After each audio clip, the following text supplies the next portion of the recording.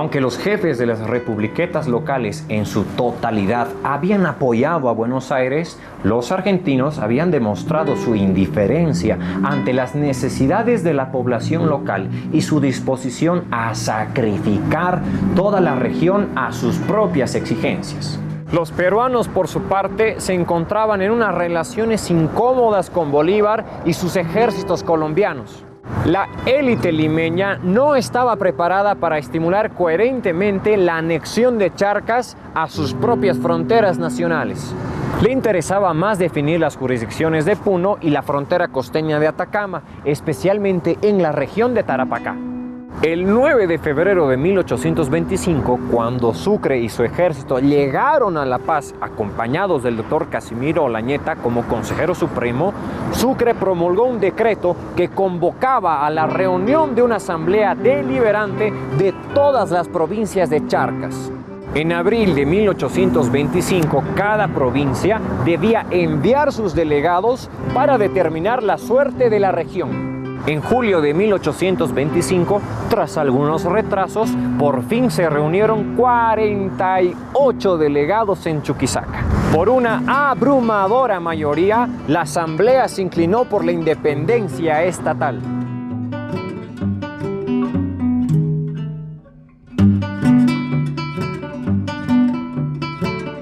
El 6 de agosto de 1825 se promulgó una declaración de independencia y el nuevo estado tomó el nombre del propio Bolívar en reconocimiento de la necesidad de obtener la aprobación del jefe militar.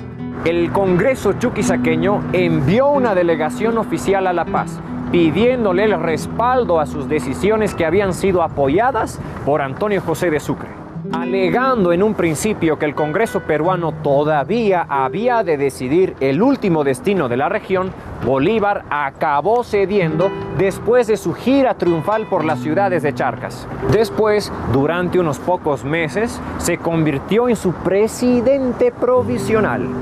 En los últimos meses de 1825, por fin se creó la República Independiente de Bolivia, sobre la base de la antigua Audiencia de Charcas. Al ingresar en su vida republicana, Bolivia era una región arrasada por la guerra y en depresión económica, que había de experimentar en los primeros años de su vida un estancamiento económico que duró casi medio siglo.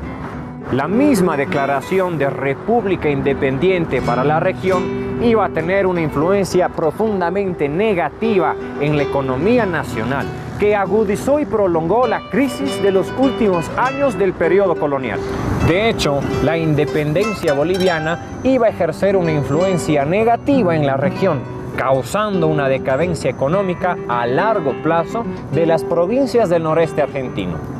La ruptura de los íntimos lazos con Lima dio lugar a una grave crisis financiera que no pudieron colmar fácilmente los pocos capitalistas extranjeros que llegaban. Los costos de transporte, que siempre habían constituido una seria limitación para el comercio internacional de Bolivia, ahora todavía fueron más prohibitivos, pues Perú, Chile y Argentina le cobraban por el uso de sus puertos. La creación de un puerto boliviano en Cobija, en el desierto de Atacama, fue una pobre compensación para estas nuevas barreras mercantiles. Incluso en su mejor momento, solo un tercio del comercio internacional boliviano pasaba por sus muelles y todos los servicios de transporte terrestre quedaban bajo el control de extranjeros. Al declinar sus propios ingresos por el comercio internacional, los gobiernos bolivianos de la primera mitad del siglo XIX se vieron obligados a apoyarse cada vez más en la manipulación de la moneda y en el forzoso monopolio de la acuñación y exportación de la plata. La destrucción de minas e ingenios durante la Guerra de Independencia reducía drásticamente las ganancias. El aumento de los costos de transporte como resultado de las nuevas barreras arancelarias y el fin del crédito real como de la suspensión de las ventas del mercurio contribuyeron a la grave crisis de la industria minera. Además de la depresión del sector exportador, Bolivia observó que también disminuía su población urbana de habla castellana. Potosí y Oruro, los dos centros mineros principales, estaban tan seriamente afectados que su población urbana global en 1827 se calculó en menos de 15.000 habitantes, 9.000 en Potosí y 4.600 en Oruro. Otras ciudades que dependían de la minería no estaban mejor. Por ejemplo, Chuquisaca había disminuido a 12.000 habitantes. En contraste con la decadencia de los centros mineros, las ciudades claves de Cochabamba y La Paz permanecieron estables e incluso crecieron. En 1827, la ciudad de La Paz era sin lugar a dudas la más poblada del nuevo país, con unos 40.000 habitantes. Cochabamba, por su parte, le seguía de cerca con 30.000 habitantes. Mientras que la primera Asamblea Republicana se vio obligada a aprobar los decretos peruanos de Bolívar que suprimían la recaudación del tributo del gobierno real sobre todos los indios varones, comprendido entre los 18 y 50 años de edad. El gobierno boliviano pronto se dio cuenta que no podía seguir dándose el lujo de sobrevivir sin él y al cabo de un año había restablecido el tributo colonial sobre todos sus indígenas. Bueno, este tipo de impuesto basado en la condición étnica va a ser una cosa que va a estar muy presente todo el siglo XIX incluso.